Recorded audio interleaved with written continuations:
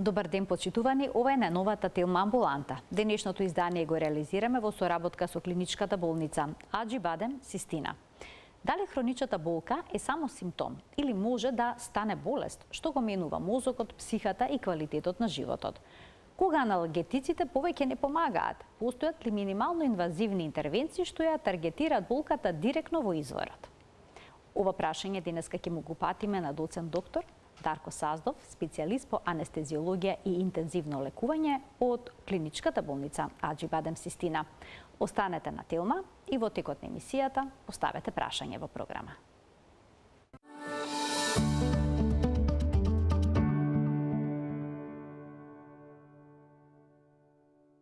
За хроничната болка и современиот интервентен третман кој овој проблем денеска зборуваме со доцент доктор Дарко Саздов, специјалист по анестезиологија и интензивно лекување во клиничката болница Аџибадем Систина. Докторе, добре ни дојдовте во студиото на Телма и добар ден. Добар ден, драго ми е што сум тука. Поздрав до вас и до вашите гледачи. Се случува да се јави акутна болка поради некаков проблем и таа набрзо ќе помине. Но луѓе живеат со месеци, со години со хронична немалигна болка. Дали ова болка е симптом на нешто или пак самата по себе е болест и како влијае на мозокот, на психата, на здравјето на организмот, животот со еден ваков проблем? Болката по дефиниција представува физичко, непријатно физичко и емотивно доживување кое што е последица на некое оштетување и знак за некое оштетување на ткивото. Меѓутоа може да постои и да биде предизвикана од потенцијално оштетување или нешто што наликува на такво оштетување, барем по дефиницијата на Светската здравствена организација. Од тука и по самата дефиниција произлегува дека таа е најчесто и на почетокот знак на некое оштетување, меѓутоа може да постои и засебна без такво оштетување. И во тој случај не представува аларм дека нешто се случува и резултат на оштетување, туку е можеби последица на погрешно алармирање од страна на нервниот систем. Значи проблемот може да се смири, поспалението или било што да ја предизвикало болка, а болката да си остане. Да. Кога сметате дека болката преминала во хронична? Колку време треба да трае? По ставовите за различни, меѓутоа зависно дали ќе го следиме америчкото или француското здружение за третман на болка, од 3 до 6 месеци. Подолго од 3 до 6 месеци. Зошто кај современиот човек крстот, односно лумбалниот дел на ребетот, е слаба точка и таму најчесто се жалат на болка која што хронично обстојува? Тоа е поврзано со повеќе фактори. Едно еволутивно луѓето сме, се исправили, живееме на две нозе, функционираме за разлика од животните и сега седа таа тежина треба да ја издржи ребетниот столб. Од друга страна, тоа е местото каде што подвижниот дел од ребетот преминува во статичен дел, а тоа е карлицата и освен што треба да го заштити и да ја носи таа тежина, треба да обезбеди огромен број на движења во тој дел и заради тоа е предилекционо место. Тоа е поврзано и со начинот на нашиот живот. Ние сме постојано по 9 до 10 часа кога работиме седнати во седечка положба со несоодветно држење на телото. Од друга страна сме све помалку физички активни и нашата мускулатура која што треба да го држи ребетниот столб исправено е послаба. Од тука целата тежина се наместо да ја држат мускулите, ја држат потпорното ткиво, односно коските и тие мали зглобчиња кои што со текот на времето се истрошуваат и настануваат дегенеративни промени. Претпоставам дека истите причини се поврзани со болката во вратот. Да, тоа е истото што значи и за крстот и за вратниот ребетен столб. Бидејќи најчесто тука се јавуваат оние упорни болки кои што се исклучително непријатни. Да, се неправилно држење на телото и постојаниот поглед надолу пред нашите телефони, голем дел се причина за тоа. Сите сме со часови на таков начин во таа положба. Многу луѓе пијат апчиња против болка, аналгетици по 3, по 4, по 5 зависност од интензитетот на болката. Што значи еден ваков постојан третман, односно само лекувањето? Може ли да доведе до некаков други здравствени тегоби? Се разбира, значи треба да се има во предвид дека сите лекови, освен што имаат позитивен ефект, сите си носат и своји несакани последици, особено ако се комбинираат соодветно или ако се претерува со нивната времена употреба и дозата со која што се употребуваат.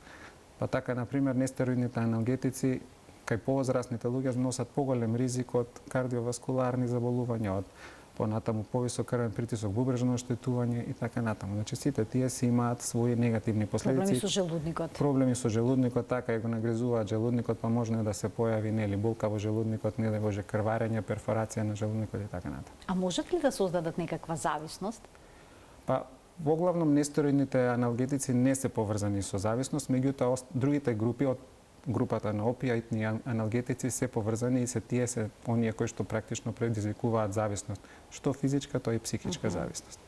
Во тој случај нивното одвикнување оди многу тешко заради тие симптоми на абстиненцијална криза. Кога болката укажува дека всушност повеќе не може да биде смирена со аналгетици? Па самиот организам ќе каже, вие ќе пиете аналгетици, таа нема да се смирува. Значи таа станува интензивна, подолго трае, веќе ништо не помага, веќе не можете си најдете место кое што обично знаете да го најдете за да се ублажи болката. Се јавува навечер, ве буди од сон, придружено е со потење, придружено со висока телесна температура, појава на невролошки дефицит, ако се работи за болка која што е во крстот, па имаме невролошки дефицит во смисол на губиток на можноста за контрола на сфинктерите, пад на ногата или невролошки дефицит во смисол на губиток на мускулна сила и така натаму. Тогаш е веќе аларм дека нешто треба итно да се презема. И обично што се презема? Постојат ли некакви минимално инвазивни процедури кои што би можеле да ја смират оваа болка? Значи треба да направиме преглед и да видиме. Преглед? Еве да почнеме од тука. Значи треба да дојде пациентот да го прегледа, си земеме анамнеза и да направиме преглед, физикален преглед и да видиме каков е типот на болката, од анамнезата и прегледот, да видиме каков е типот, кој е интензитетот, каде се шири, колку време трае и така натаму. Дали е придружена со други симптоми и во зависност од тоа ја одредуваме потребата, дали има потреба да се направи можеби некои дополнителни иследувања за да ни помогнат и не насочат во кој правец треба да одиме. Како се проценува каков е интензитетот на болката со оглед на тоа што секој од нас има различен параметар? Да, не постојат тестови кои што се да речеме како за другите заболувања кои што ќе ни кажат волкава и волкава. Болката златен стандард е она што пациентот ќе го каже. Значи постојат скали кои што ја одредуваме, значи на прашање на пациентот од 1 до 10 или од 1 до 100 колка е јачината на болката и пациентот сам ја одредува. Со тоа што сите луѓе имаат различна толеранција на болка. Некој што зависи од многу фактори, од начинот на воспитување, социоекономските фактори, културата и така натаму, машки, женски пол, сите ние различно реагираме и имаме различна перцепција и толеранција кон болка. Кој има поголема толеранција, мажите или жените? Навидом изгледа дека жените, меѓутоа студиите покажуваат дека приближно тука сме некаде. Нема некоја драстична разлика?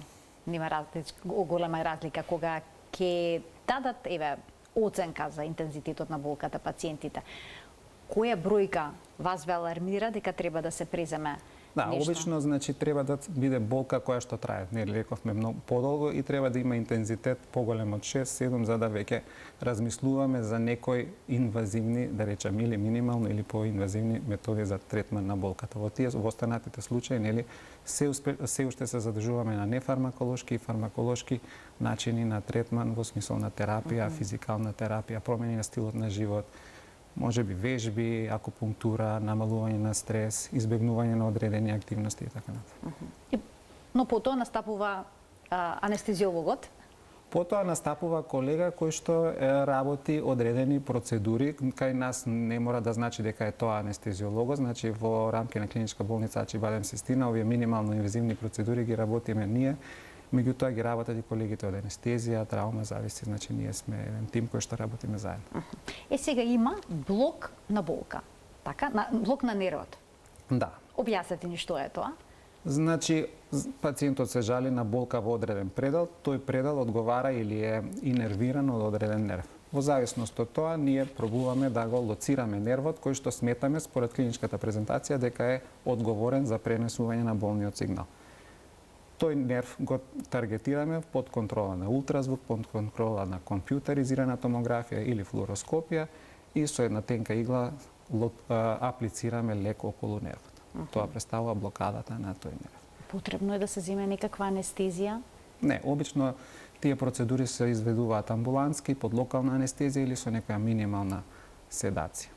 Потребно е да се комуницира со пациентот, да, потребно е да се комуницира за да знаеме дека сме точно на местото на кое што треба и да ga предизвикуваме симптоми кои што практично наликуваат и се со интензитет кој што наликува на оној кој што пациентот го има дома.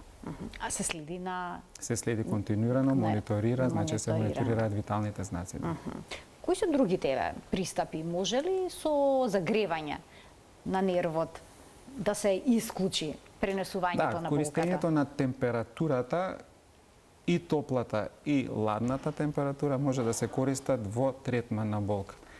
Едните техники се означуваат како техники на радиофреквентна аблација, кога што се користи топлина, и тие се понатаму поделени зависно од интензитетот на топлината, значи може да биде класична, може да биде пулсна или може да биде ладена радиофреквентна аблација, каде што зависни или кој нерв го таргетираме и кои околни структури се можни за евентуално да ги повредиме, па затоа мораме да бидеме малку повнимателни или да користиме пониска температура.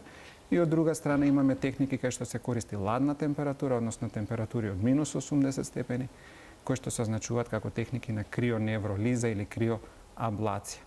Во тој случај аплицираме со посебен апарат, многу ниска температура, се формира една такава ice ball, односно ладна ледена топка минимална, која што треба да го зафати нервот и при тоа го ја оштетува неговата надворешна обвивка, предизвикува така наречена негова дегенерација и на тој начин се спречува пренесување на болниот сигнал. Се додека нервиот неповторно се регенерира. Значи, убавината на крионевролизата е дека не предизвикува трајно оштетување. Значи, само предизвикува онеспособување на нервот за одреден период. Во периодот додека нервот се инервира, што трае од прилика за 1 до 2 мм дневно, ние сме обезболени. Понатаму, доколку се отстрани во меѓувреме основната причина која што довела во првиот ред до појава на болката, можеме да бидеме и да сметаме дека сме обезболени. А што е со инекциите кои што се даваат директно во рбетот, епидурални стероидни инекции? Дали тие само обезболуваат или пак може да го смират и воспалението кое што е предизвикано, да речеме, од дискус хернија? Да, значи, по принцип, во рбетниот, околу рбетниот столб има повеќе структури кои што може да бидат генератори на болка. И сите тие се инервирани од различни нерви, дали било тоа дискусот, дали било прешленското тело или се нервните корени. Значи сите тие имаат различни инервации. Тие можат во одреден момент да бидат притиснати, иритирани и воспалени, а тоа е ограничен простор кај што немаат многу можност за ширење. И во такви услови кога отекуваат, се практично и притиснати. Доколку доминантно причина за појавата на болка е воспалението и отокот, тогаш епидуралните дадените стероиди можат да доведат до намалување на ослободување на цитокини, намалување на воспалението, намалување на отокот, а со тоа и намалување на притисокот. Во таков случај пациентот може да очекува дека ќе има сериозно подобрување на симптомите. Колку време трае тоа подобрување? Подобрувањето трае зависи меѓу 3-6 месеци до година. Меѓутоа не се зависи од техниката која што е направена и лекот кој што се дава, затоа што овие техники треба да ги сватиме дека се само еден дел од еден мозаик од повеќе комплементарни методи кои што се насочени кон третман на болка, а не само една единствена инекција и дека се одеднаш како магија ќе исчезне. Затоа што студиите покажуваат дека практично само 10 до 20% од пациентите после некои вакви третмани имаат комплетно обезболување. Останатите 70 до 80% можат да очекуваат дека имаат сериозно подобрување на интензитетот на болка и траење на болка. Се смета дека се успешни овие методи кога барем повеќе од 50% од пациентите ќе имаат намалување на болка и барем таа болка ќе се намали во интензитет за повеќе од 50%. Значи не идејата што значи да реални треба да бидат очекувањата. Ние треба да бидеме да обезбедиме намалена болка, помали симптоми, можност пациентот да биде поактивен физички, да прави вежби, да ја спроведува сета останата терапија, да има подобар сон, подобар квалитет на живот, да се врати на работа. Со сето тоа ние му овозможуваме да обезбеди подобар квалитет на живот, а тоа пак повратно ќе му доде исто така ќе му допринесе да има помало ниво и подобра толеранција на болка. Значи се затвара круг. Така. А дали ваквите процедури може да се употребат и за останатите зглобови, да речеме, луѓето имаат често пати болка во коленото. Да, предложена им таму, операција. Так. Не може да ја направат од одредена причина или пак свесно ја одложуваат. Дали овие третмани би биле решение за нив? Да, значи сите зглобови, практично целите во телото каде што има одредена нервна структура, можеме ние да го исклучиме тој дел да пренесува болни сигнали. Така и коленото. ако се работи за болка која што е предизвикана заради остеоартрит, тежок остеоартрит, кај што или постоперативна болка, каде што и покрај интервенцијата имаме долготрајна болка, тогаш можеме да ги исклучиме нервите кои што се го инервираат коленото. Тоа можеме со истите техники кои што би ги искористиле за другите делови и за коленото истите техники се употребуваат. Дополнително кај коленото има и други техники кои што практично го намалуваат крвотокот, имајќи во предвид дека воспалението предизвикува зголемен крвоток во предел на оштетените зглобови и оштетеното колено, и ако го исклучиме крвотокот, покажува да имаме обезболување. Па така има техники на емболизација на геникулатните крвни садови, со што... Кои се тие крвни садови? Крвните садови околу коленото. И кога ќе го намалиме крвотокот, го намалуваме воспалението и на тој начин обезбедуваме обезболување. Така обезболување, но што значи намален крвоток за коленото? Значи, воспалението е процес каде што се ослободуваат цитокини, сите крвни садови се шират, ослободуваат воспалителни материи кои што предизвикуваат болка. Намалувајќи го тој целиот процес, доведуваме до обезболување. Знаеме дека во коленото често пати се ставаат хиалуронски инекции, потоа PRP, кои што го подмачкуваат тој дел. Дали и тие можат да помогнат во намалувањето на болката или... Да, тие секако помагаат. Значи, коленото, нели, како и сите други зглобови, има раскавично ткиво. Кога ќе се оштети раскавицата и кога таа нема и кога подмачкувањето не е доволно, тие структури меѓу себе се тријат и тоа е резултат на болка. Ако ние го со аплицирање на хиалуронска киселина, PRP и други средства кои што се аплицираат во коленото, обезбедиме подобро подмачкување и подобра функција на зглобот, обезбедуваме и обезболување секако. Ке ги вклучиме гледачите, почитувани од овој момент емисијата е контактна, слободно можете да поставите прашање кое што се однесува за овие третмани како решение на хроничната немалигна болка. Што значи тоа немалигна болка? Еве не појаснивме на самиот почеток. Тоа значи дека етиологијата е во појавата на болка нема малигно заболување. Значи се други заболувања, не е основа. Кога се малигните, претпоставам дека пристапот е поинаков. Па да, тогаш подобро е да го третираме основното, и ако го третираме основното, кое што да речеме има некој тумор кој што притиска на нервна структура, ако ја го отстраниме притисокот, ќе обезбедиме обезболување. Докторе, појаснивте на РБТ во делот на крстот како се решава проблемот со болката. Дали сите овие интервентни процедури може да се направат и во пределот на вратот? Се прават со тоа што се многу по, да речам, бараат поголемо искуство и не сите ги правиме во нашата болница. Значи, тие се малку по-ризични. Да, и за тоа сега ги работиме во главно во глобалниот дел. Инаку да се работат. Да, доколку некој има упорни главоболки кои што се поврзани со... Упорни главоболки кои што се поврзани со процеси во дел на вратниот дрвет, да, можеме да ги блокираме нервите кои што ја трансферираат болката од главата. Имаме гледачи, ќе им дадеме предност, а потоа продолжуваме онаму каде што запревме. Добар ден. Добар ден. Повелете, во програма сте. Пред се поздрав до докторот и до вас. Сакам да поставам едно прашање што се однесува за мојот проблем.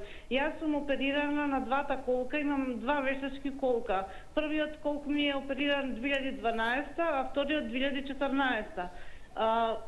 Првиот колк што го оперирав, сега пред година-две чувствувам болки, само по кратко пешачење, кратко движење и навечер не можам да заспиам, морам да се напијам некој аналгетик. Дали има некој мислам друг начин на да го решам тој проблем? Да, друг начин на решение. Ви благодарам за вклучувањето во програма. Повелете, докторе. Што кога е колкот во прашање, болка што се после операција? Да, значи исто болка после операција можеме да ја третираме со овие техники, меѓутоа треба да видиме зашто се јавува болката. Прво да видиме каде се наоѓа и зашто се јавува, дали е таа потекнува од колкот или е може сега последица на болка во крстот која што се пренесува кон ногата. Значи, клуче прво да се издиагностицира, да се види од каде... Точно да се види од каде потекнува. А не само да се обезболи? Нема да обезболиме ние, ако е болката значи, во колкот, ама пациентот ја чувствува тука, меѓутоа изворот може да не е тука, таа може да е пренесена. И треба да видиме каде е изворот, затоа што иначе нема да имаме ефект. Заради тоа многу често блоковите кои што ги користиме во диагностички цели. Значи, го таргетираме нервот кој што сметаме дека е извор на болка, диагностички, само со локална анестетика. ако постигнеме обезболување со локалниот анестетик, тогаш сме го утврдиле нервот кој што е одговорен. Тогаш знаете од каде потекнува болката. Тогаш знаеме од каде потекнува. Меѓутоа, ако не, одиме на следниот нерв кој што може би е причина. Затоа е многу важно да се утврди од каде потекнува проблемот, за да не се блокира всушност погрешен нерв. Погрешен нерв и тогаш ги имаме оние негативни последици, затоа што нервот кога ќе се блокира, а не е извор на болка, ќе имаме трнење, парестезија и така натаму. Убаво што го појаснивте, да слушнеме уште еден гледач. Добар ден. Ало, добар ден. Повелете, во програма сте. Вака, имам едно прашање до докторот. Стрикно се работи лично за мене. 40 години сум, редовно пешачам по 5 километри. Меѓутоа, многу често знае да ми се јави болка до лумбалниот дел на кичмата и потоа ми се сири нагоре. После таа болка обично посетувам масажа, такви работи, аналгетици, по потреба знам да се напијам. Ми се смирува. Прашањето ми е, дали треба да се обратам до ортопед, физијатар, за некое помагало, што би требало да го носам за време на пешачење или знам што понатам? Так, еден совет во вашиот случај. Да. Ви благодарам за вклучувањето во програма, докторе. Што би можеле да препорачите во овој случај? Само да се земе предвид дека денешниот гостин е специјалист по анестезиологија. Да. Значи, вака се е многу општо и многу тешко да се даде совет преку само врз основа на овие податоци, меѓутоа треба да се види во секој случај зашто многу често болката која што се јавува во грбот е механичка. Практично 80-90% болката е механичка и не е знак на некое сериозно оштетување, нити пак побарува некој ваков минимално инвазивен третман. Најчесто поминува со одмор, со некои минимални масажи, физикална терапија и не значи дека сега секоја болка ние треба да бараме минимално инвазивно решение или било какво оперативно решение за да ја отстраниме. Напротив, значи треба секоја болка да се соодветно таргетира, значи да не одиме сега со пиштол ако можеме да поминеме со нешто поедноставно. Значи, сепак да пробаме со нефармаколошки методи, масажа, физикална терапија, правилно држање на телото, едноставни вежби, а дури потоа, евентуално, ако и понатаму перзистира и интензитетот се појачува, дури тогаш да. Има потреба од прегледи кај ортопед? Да, зашто не? Да, секако ние работиме мултидисциплинарно, значи треба да исклучиме и да видиме ортопедот што ќе каже травматологот, неврологот, неврохирургот и ние сите заедно понатаму да донесеме заклучок што е најдобро за дадениот пациент. Ајде да слушнеме уште неколку прашања од гледачи. Добар ден. Уште еден гледач очекува вклучување во денешната емисија, потоа уште двајца. Добар ден. Во програма сте, повелете. Ве слушаме одлично. Вие сте во програма. Добар ден. Поздрав до емисијата и до докторот. Благодарам. Ме слушате? Одлично ве слушаме, само следите го разговорот преку слушалката. Мислам дека тоа е проблемот. Намалете го тонот на телевизорот. Ова препорака е за сите гледачи што ќе се вклучат понатаму во емисија, повелете.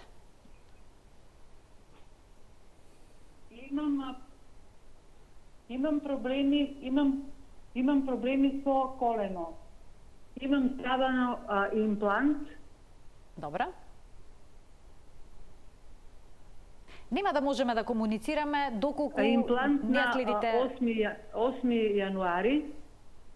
Така што е ќе морате да го следите разговорот преку слушалката. Значи зборувате во континуитет без паузи за да може да го поставите прашањето. Имам голема болка и добра. Значи, после операцијата, поставениот имплант, вие после 2 месеци понатаму имате болка и прашањето е како, предпоставувам, да го решите проблемот. Докторе, што советувате? Најпрво да се провери, да се испита како е тоа завршена таа интервенција, да се види дали е тоа таму се во ред, а потоа ќе бараме одговор, нели? Ако оперативно се е во ред, тогаш ќе бараме одговор во смисол на решение за типот на болка, ќе направиме дијагностичка блокада, ако го најдеме нервот кој што е одговорен за болката, можеме да го блокираме. Докторе, колку често ова се случува после операција да перзистира болката и понатаму? Еве некој дискус хернима, ќе направи операција, истата болка ја чувствува и понатаму, и покрај тоа што е решен проблем. Значи, меѓу 10 и 30% после оперативни интервенции, според литературата, останува хронична болка. И покрај тоа што проблемот е целосно решен? Значи, сега основниот проблем е решен, меѓутоа може да има друг. Сепак таму има нервни структури кои што можат и во текот на интервенцијата да бидат оштетени и повредени. Уште еден гледач ке вклучиме. Добар ден. Добар ден, јас сум Антик. Во програма сте, повелете. Да, имам болки во колените. Видите следете на болите. Многу слабо ве слушаме и нејасно. Да, докторе, дали може да разберете? Не. Само ќе ве замолам уште еднаш, многу слабо ве слушаме. Момент само. Имам болки во колената неколку години. Колената зелива повеќе, десното помалку. И сега се појаки, не се толку многу јаки да не се издржувам, има проблем да се движам. Примих хиларонска инекција, ништо не помогна. Не да ми каже што и за тој болкица не ми помага. Беше мислав да тој инекција со се става да го мртви нервот во колената. Дали веројатно само тоа ми останува, пошто и за операција малку сум стара, 80 години. Значи, дали инекција, прашањето зашто не ве слушнавме со семејство, дали да, прашањето... за нервна блокада. Да, нервна блокада. Добро, ви благодарам за вклучувањето во програма. Да, значи, кога оштетувањето е големо, а пациентот не е во состојба да се оперира, тогаш ова е едно можно решение за да ги ослободиме пациентите од болка. Значи, да, можеме да направиме дијагностички блок прво, да го видиме ефектот и зависно од тоа да одлучиме за понатамошно подолго траен ефект. Значи, најнапред се става блок во нервот за кој што се сомневате. За кој што се сомневаме, кога станува збор за коленото има 3 или 4. Добро. И понатаму го проценуваме ефектот, колку долго ќе трае и колкаво ќе биде обезболувањето. Ако сме задоволни, тогаш предложуваме некои од другите техники, било да биде крионевролиза, било да биде стероид или пак да биде радиофреквентна аблација. Бидејќи споменавте, ова не е трајно решение. Колку често може да се повторуваат овие интервентни процедури? Рековме дека должината на траење може да биде 6 месеци, може да биде и до година и може да се повторуваат на 6 месеци на година ако станува збор и за крио и за радиофреквентна. По однос на стероидите, исто така не треба премногу често, значи најмногу 2 до 3 пати во текот на годината. Со оглед на тоа дека стероидите имаат и несакани ефекти. Дали овие процедури носат некаков ризик, бидејќи сепак се интервенира? Да, значи ризиците се минимални, во многу низок процент, под 1 до 2% и не се тоа сериозни компликации. Значи од типот на болка, од типот на можна инфекција, оток, хематом локално на местото на воцкање. А трнење? Трнење, ако недоволно го замрзнеме нервот, значи ако половично го замрзнеме нервот, тогаш можеме да имаме трнење и парестези во зоната на инервација на нервот. Парестези? Што е тоа? Тоа е истото како мравки, како да ви ода по ногата во местото каде што инервира нервот, или пак да имаме така наречена алодинија, кога нормални сензации се чувствуваат како болка. И тоа е можно? Да.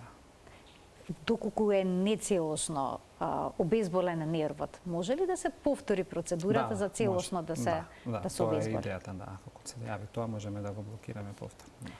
По аплицирањето односно по овие минимални инвазивни процедури за обезболување, дали пациентот може веднаш да стане и да си оди дома?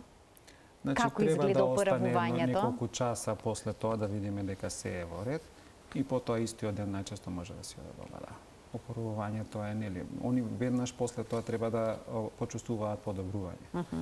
Тогаш знаеме дека сме го погодиле нервот и дека успешно сме завршиле работата, поактивно може веднаш да се движат, сега да се вратат на нормалните секојдневни активности, доколку станува збор за овие помалите зглобови. Кога станува збор за рбетниот столб, можеби првиот ден треба да се одлежи, а потнатаму се според нормалните активности. Има ли некакви возрастни граници? Дали постарите лица, кои што имаат бројни коморбидитети, се кандидати? Па мислам дека баш тие се повеќе кандидати отколку останати. Значи, затоа што кај нив многу почесто се јавуваат овие хронични болки и се не, да речам, не се фит за некаков посериозен хируршки третман. И во тој случај можеме да ние се најдеме како можно решение за овие пациенти, да им помогнеме да ги ослободиме од болка или да ја значително намалиме. Треба ли некакво предходно испитување на нивната општа здравствена состојба? Во принцип нешто сериозно не, бидејќи се работат во локална анестезија и не се воопшто стрес, да речам, голем за организмот. Меѓутоа, она што не интересира е треба да исклучиме инфекција на местото локално, системска инфекција и да исклучиме проблем со евентуално крварење. Заради тоа ни е потребна барем минимум една крвна слика, една хемостаза и во тој случај можеме да продолжиме. Ке ги вклучиме гледачите, добив знак дека очекуваат да постават прашање во продолжение на денешната Телма амбуланта. Добар ден. Добар ден, јас сум на линија. Да, вие сте во програма, повелете. Јас имам голем проблем. Имам дисоциемија. Сниман е дрво целосно од половината, торакален дел, цервикален врат, се. Без ендоскопија кај еден неврохирург рече дека не е за операција, меѓутоа треба да се следе, ама јас имам многу јаки болки. Примав инjekции, одам на физикална терапија, ама физикалната терапија никако да ми помогне. Еве сега одам кај нас тука имам масажа еднаш неделно, моментално малку ме опуште, ама болките почнаа да ми се шират и во градниот кош. Толку јаки болки добивам што не се издржуват. И не знам сега каде да се обратам, што да правам. Така. Како барате решение за овој сериозен проблем кој што ви го нарушува квалитетот на животот и вашето секојдневие? Ви благодарам за вклучувањето во програма. Многу јаки болки имам. Страшни болки имам. Докторе, да немате уште некои прашања? Не, тоа би било се. Ви благодарам за вклучувањето во програма. Повелете. Значи треба да видиме каде се шири, каков е типот на болката, дали таа останува е локализирана само во предел на рабетниот столб или се шири во дерматомот на одреденото ниво од градниот кош. Во зависност од тоа ќе имаме представа од каде потекнува и на кој начин треба да третираме. Во секој случај може господјата да дојде да ја прегледаме и да видиме што понатаму. Можат ли различни техники да се употребат истовремено? Можат, меѓутоа нема потреба. Нема потреба. Уште еден гледач ке вклучиме. Добар ден. Добар ден. Во програма сте, повелете. Пред малку не се разбравме. Имам ставено имплант на 8 јануари. Имав гонантроза од 4 степен, така да 2 месеци идам на физикална. Имам ненормални болки, пијам аркоксија секој ден, поготово навечер не можам да се смирам, неиздржливи. Не знам што да правам, се јавив на лекарот, он рече ки идеш на физикална и тоа. Дидимерите ми се 4300, не сум за во бања и не знам што да правам. Болки имам, коленото ми се блокира, така што додека сум на физикална ќе излезам, малку ме попушти. После до дома целото ми е блокирано, како во капсула. Не знам, кажете ми каде да се обратам и што да направам. Така, ви благодарам. Веќе во трет месец влегувам, а немам, болките се ненормални. Неиздржливи. Ви благодарам за вклучувањето во програма. Ви благодарам и јас. Имајте пријатен ден, докторе, што би советувале?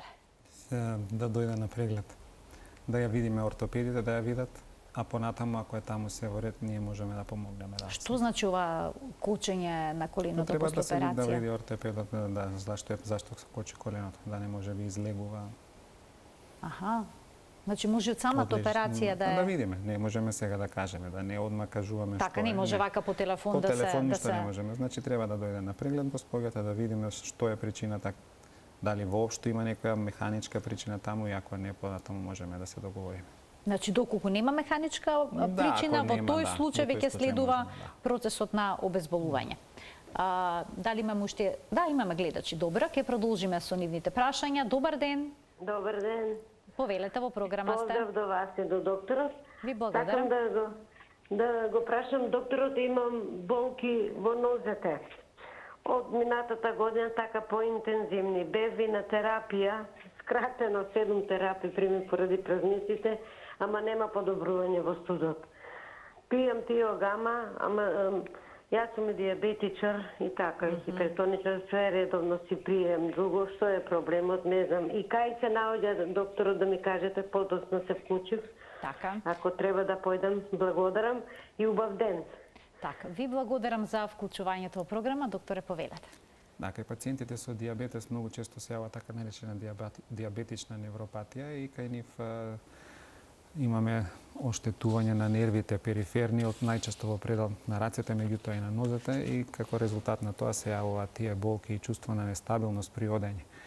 Во тој случај можеме да покрај фармаколошката терапија, господјата веќе наведе дека прима, можеме да пробаме да блокираме нервите кои што се површни, кои што се одговорни за сензибилитетот до нозете, да ја подобриме циркулацијата и може и да помогнеме во однос на болката.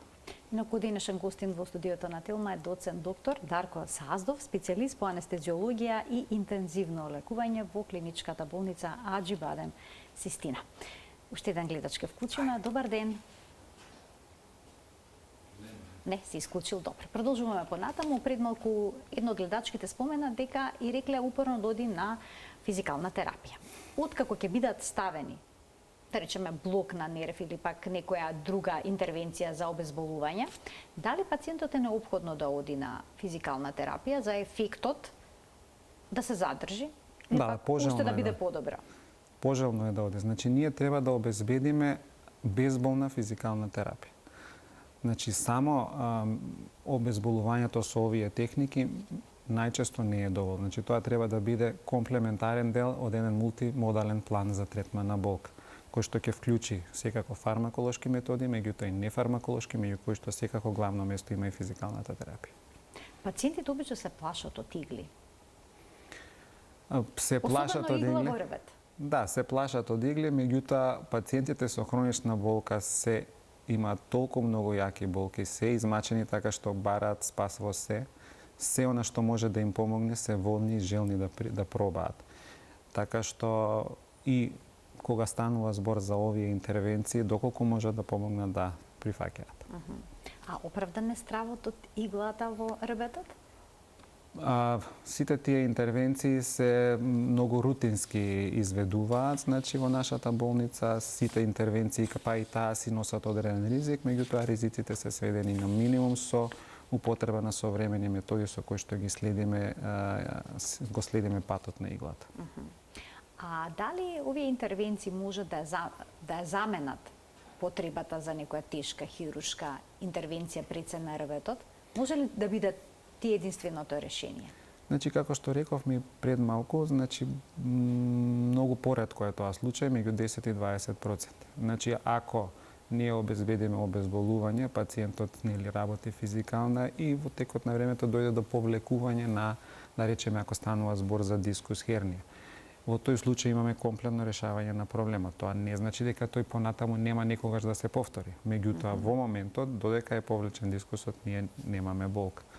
Се разбира, затоа треба да внимаваме на начинот на сите оние ризик фактори кои што во прв момент и довеле воопшто до појава на дискус хернија.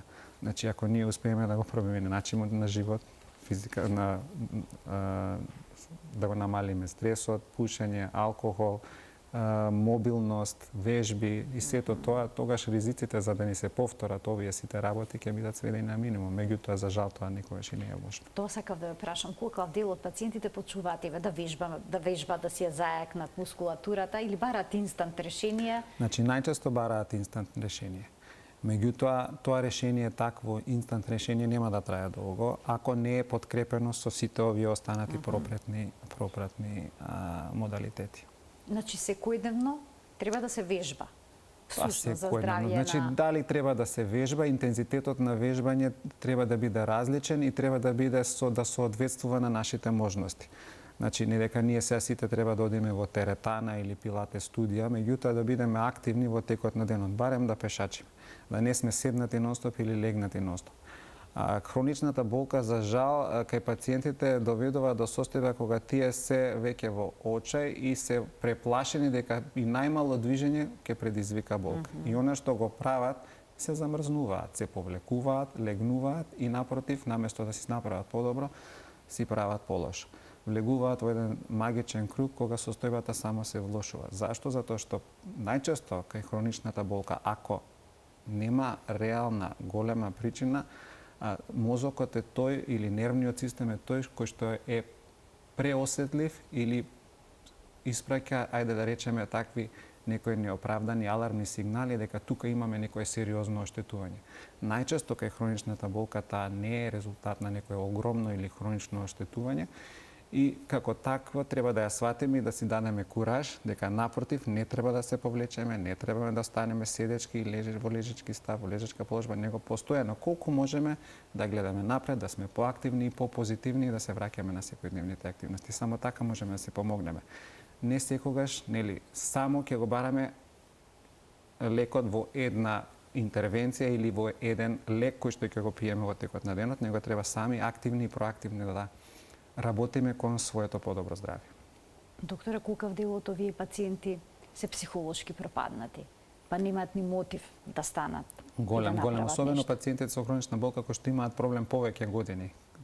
Тие се пробале се и се што и немаат веќе и што да во очај се, меѓутоа мора да останат позитивни. Намалување на стресот, когнитивна биохевиорална терапија, акупунктура, тајчи, сите тие помагаат, иако болката можеби нема да биде толку намала, меѓутоа квалитетот на живот ќе го подобри, а со тоа и нашата перцепција кон болка. А има ли луѓе кои што се предиспонирани кон вакви проблеми? Има, генетската предиспозиција е значаен фактор за појава на хроничната болка, меѓу другите ризик фактори. Доколку некој во семејството живее со хронична болка, значи има шанси неговите блиски да го... Ризикот е, не значи дека не е таква генетска строго пренесена, меѓутоа ризикот за појава да постои. Колку често имате пациенти кои што се јавуваат на лекар заради хронична болка и бараат решенија? Се почесто. Многу од луѓето и не знаат каде да се обратат, меѓутоа се почесто имаме пациенти, да. Информирани ли се дека има вакви начини за обезболување? Не сите, некои знаат и точно ја бараат одредена процедура дали ја работиме, а некои и само се прашуваат кои се опциите. Значи не се сите информирани во што се ние работиме и што се може да помогне. Но претпоставам дека помладите доаѓаат онака подготвени комплетно. Да, имаат веќе нели брдо информации од социјалните мрежи, од интернет и така. Вештачка интелигенција, така. И доаѓаат подготвени, знаат точно која процедура ја бараат. Што да прашаат. Знаат што да прашаат и тоа е многу важно. И што да прашат, но и што да одговорат. Така? Затоа што кога се објаснува таа анамнеза, што велите дека е исклучително важна, треба да се кажат сите работи кои што се поврзани со здравието. Така, да не се оди прешироко, меѓутоа да бидеме... Ајде да не се оди прешироко. Да. Докторе, ви благодарам многу за вашето денешно гостување во Телма Амбуланта. Благодарам уште еднаш за поканата и драго ми е што бев ваш гостин. Се надам дека ќе се видиме во некоја следна прилика. Така, секако ќе се видиме повторно, кој ќе отвориме повторно некоја ваква тема која што ќе биде интересна за гледачите и важна за нивното здравје.